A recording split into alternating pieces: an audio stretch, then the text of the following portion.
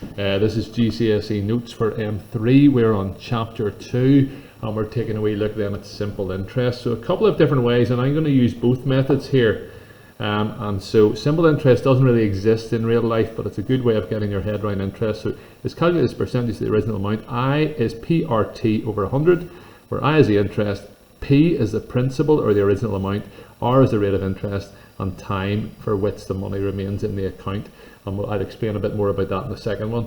However, calculate the interest earned when £750 is deposited for 5 years at 3% per year. We're going to work out 3%. We're going to times it by 5, and that's going to be our answer. Okay, so 1% is equal to 750 divided by 100, which is 7.5. 3% is 7.5 times by 3, which is £22.50.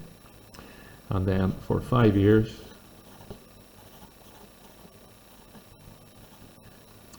£22.50 multiplied by 5, and that gives £112.50. It's the same amount of interest each year if it's simple interest. The other method is to use in your formula.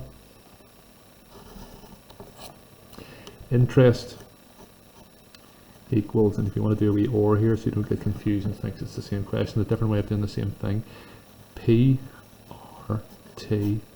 all over 100. The principal is the amount invested, so it was £750. The rate is 3. The amount of years is 5, all over 100.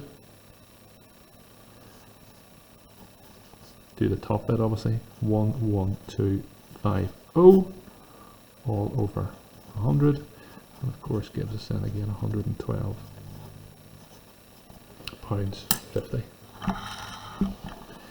On to example 2. Give me a second, my phone's ringing. Something like this, if you're asked for the rate of interest, it's actually much more straightforward if you do use the formula. And so let's see what we have. What rate of simple interest has been paid per annum if a principal of £1,000 is amounted to 1,360 over 8 years? I equals PRT over 100. Principal amount has amounted to 1,360 after 8 years. So it's 1,000 has gone to 360, so the interest is 360. The principal was 1,000. The rate we're trying to work out, and multiplied then by 8. And that's going to be over 100. I'm going to multiply both sides here by 100. If I multiply this by 100, I get 36000. And then this is going to be, sorry, that should be an equal now. Wait a second.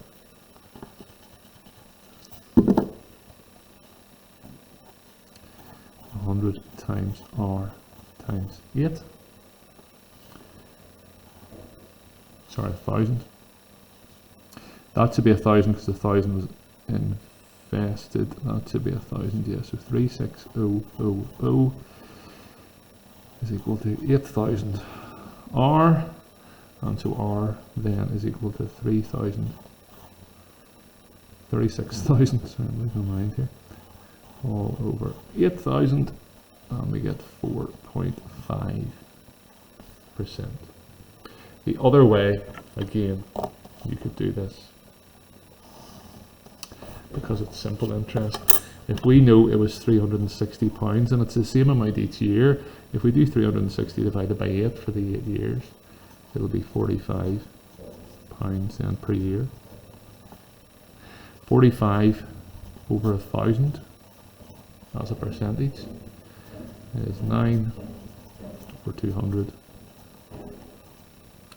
and it's 4.5%. So that would work us out then from there.